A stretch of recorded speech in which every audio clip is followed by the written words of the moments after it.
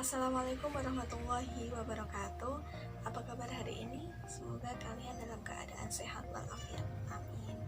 Di sini ibu akan membuat video pembelajaran mengenai pertemuan kita ke-8 tentang Khulafaur Rasyidin. Karena kita sedang berada dalam keadaan belajar di rumah saja, maka ibu harap melalui video ini kalian dapat tetap belajar dan memahami materi yang ibu sampaikan. Jangan lupa nanti kalian siapkan buku catatan dan simak penjelasan ibu sampai akhir, karena nanti di akhir penjelasan ibu akan memberikan kuis atau tugas sebagai kegiatan kalian di rumah agar lebih bermanfaat.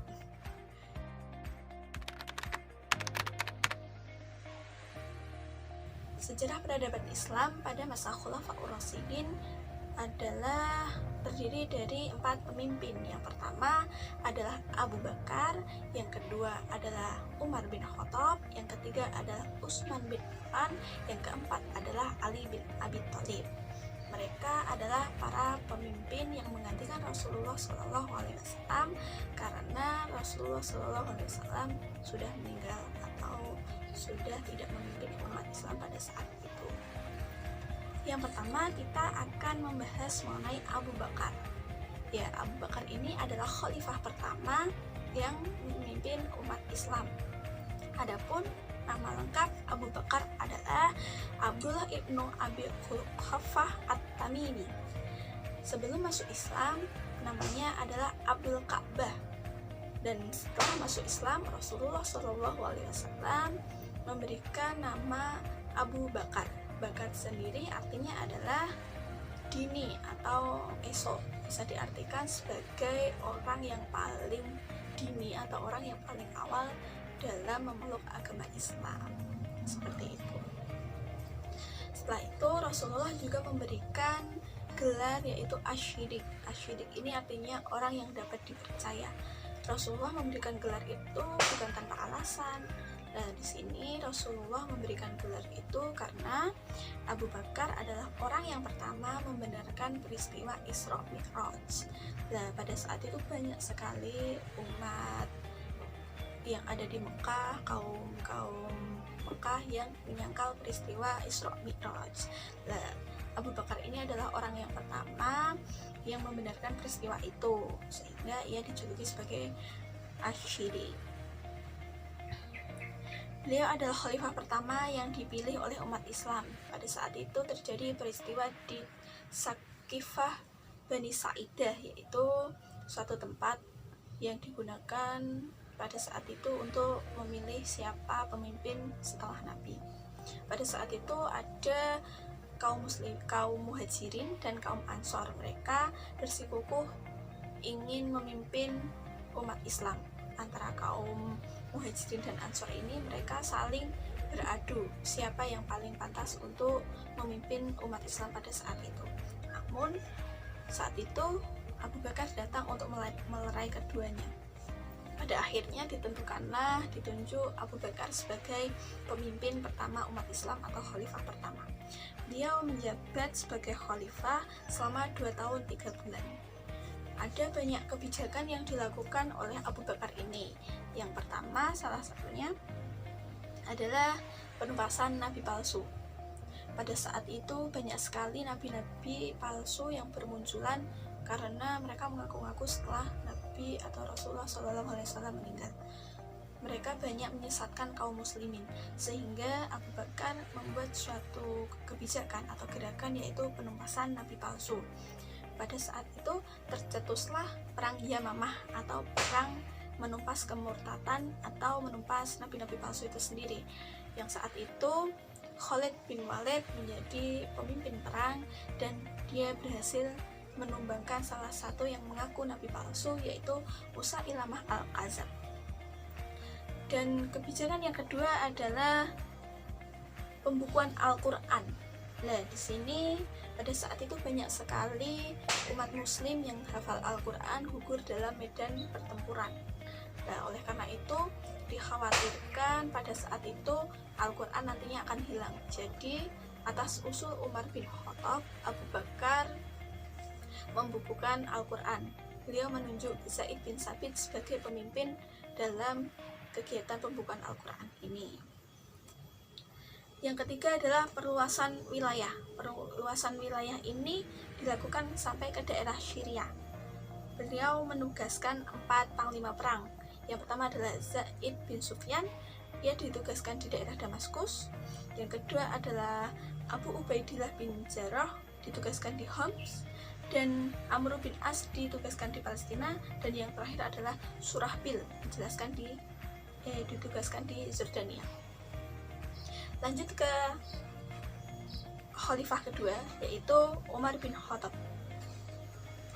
Umar bin Khattab ini nama lengkapnya adalah Umar bin Al-Khattab bin Nufail bin Abdul Uzza Al-Quraisy. Nah, Umar bin Khattab ini masuk Islam pada usia 27 tahun. Nah, pada saat itu, sebelumnya Umar bin Khattab ini adalah orang yang paling depan dalam istilahnya adalah menentang ajaran Islam. Dia pada mulanya itu sangat benci sekali dengan ajaran Islam, karena beliau beranggapan ajaran Islam ini adalah ajaran baru yang dapat menumbangkan ajaran sebelumnya, yaitu ajaran nenek moyang. Namun pada saat itu ia mendapatkan hidayah masuk Islam atas doa Rasulullah. Pada saat itu, padahal beliau itu ingin sekali membunuh Rasulullah SAW, karena Nabi ini adalah pembawa ajaran Islam. Nah, namun pada saat itu Rasulullah SAW berdoa kepada Allah. Kan saat itu ada 2 Umar.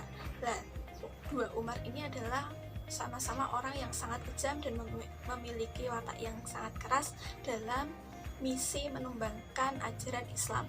Nah, pada saat itu Rasulullah akhirnya berdoa, ya Allah, masukkanlah salah satu Umar di antara 2 Umar agar pertahanan Islam lebih kuat, istilahnya seperti itu. Nah, akhirnya singkat cerita Allah mengabulkan doa Rasulullah SAW ini dan memasukkan Umar bin Khattab dalam agama Islam. Nah, setelah Umar bin Khattab masuk Islam ini, kekuatan Islam semakin kuat dan beliau akhirnya dibaiat pada tahun 13 Hijriah. Pada saat itu dia dibaiat karena atas amanah dari Abu Bakar As-Siddiq sebelum meninggal untuk menggantikan dirinya memimpin umat Islam pada saat itu. Beliau menjabat khalifah cukup lama, selama 10 tahun 6 bulan.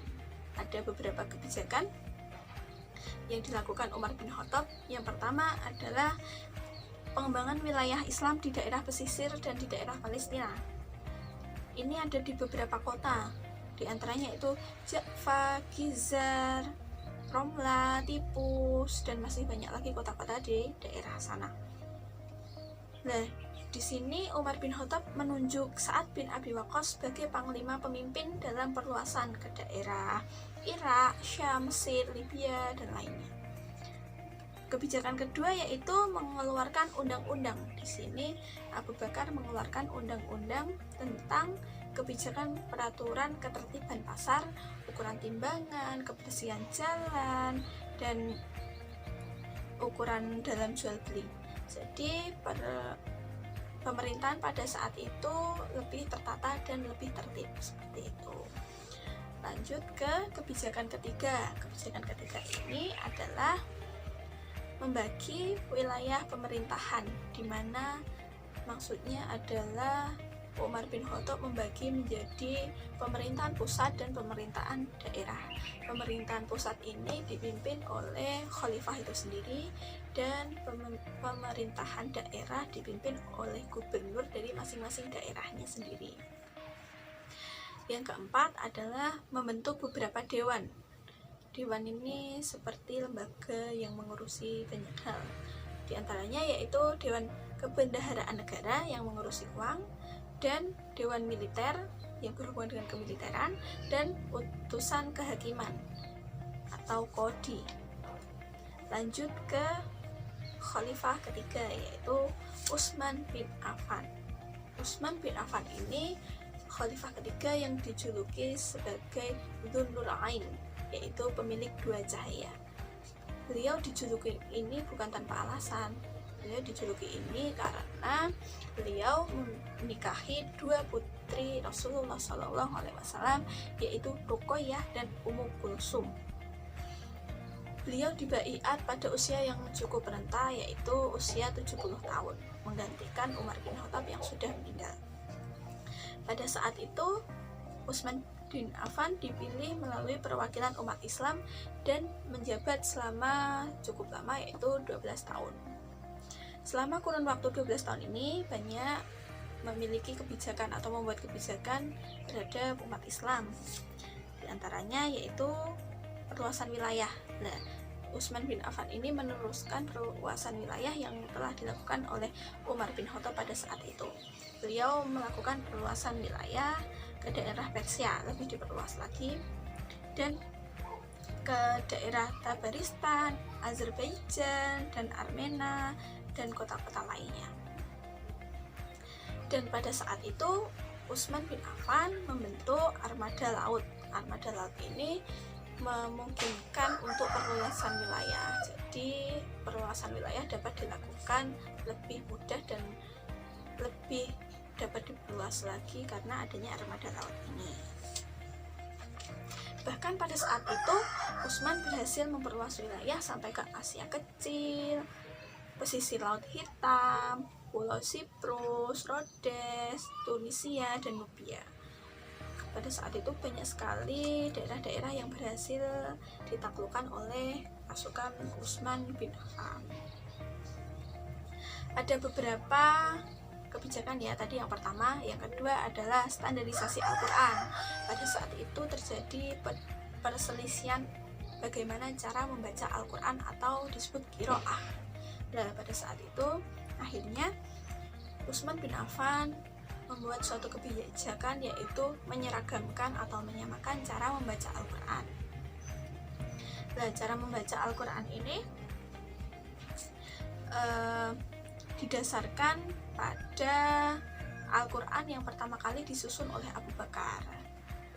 Nah, di situ akhirnya qiraah yang disepakati menjadi qiraah yang digunakan umat muslim sampai saat ini.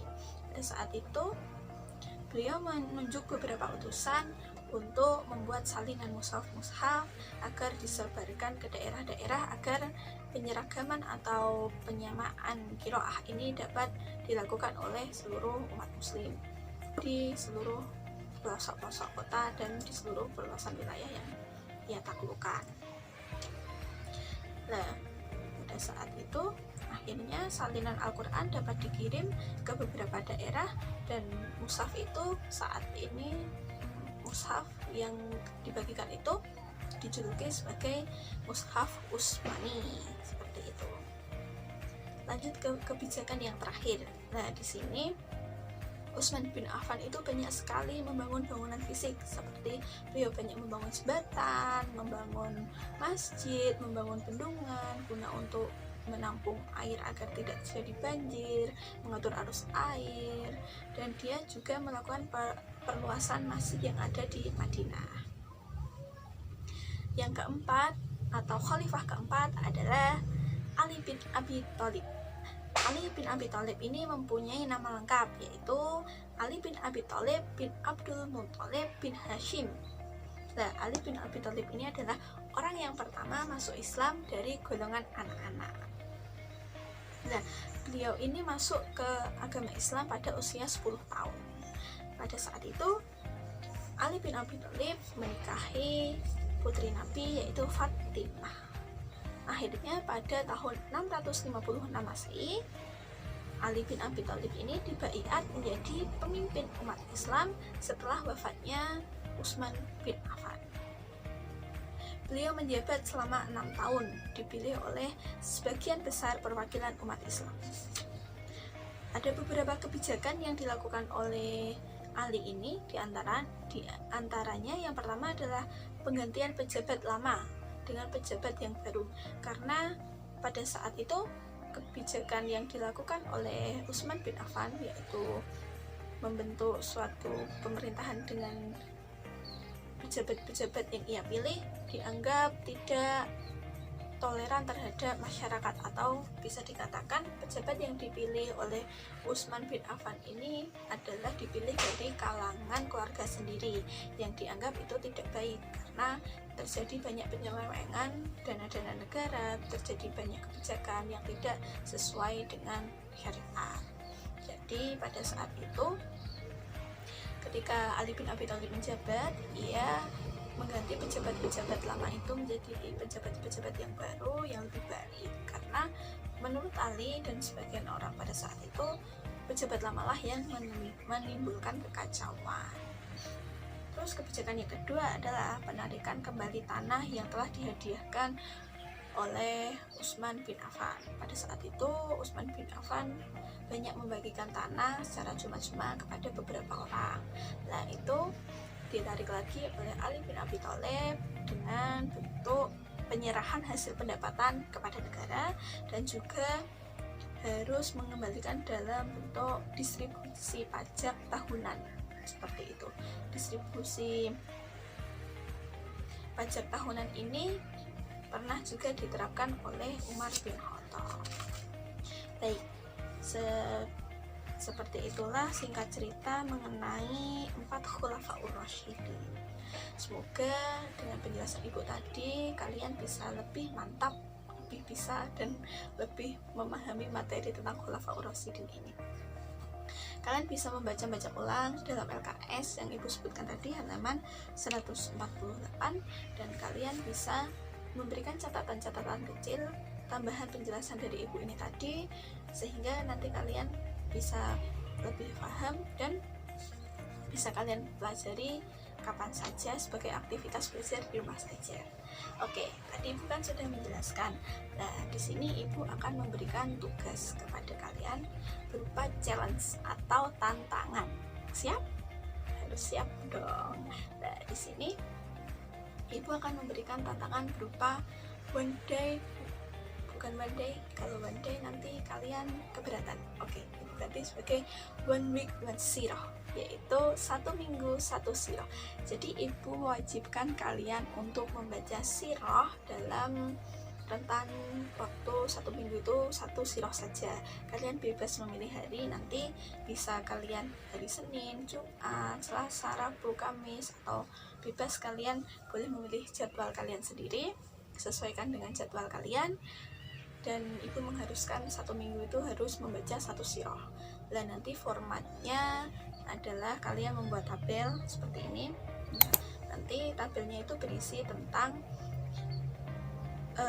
judul sirah yang kalian baca, terus sumber literasi yang kalian baca, dan pesan moral yang apa yang kalian dapatkan dari sirah itu tadi.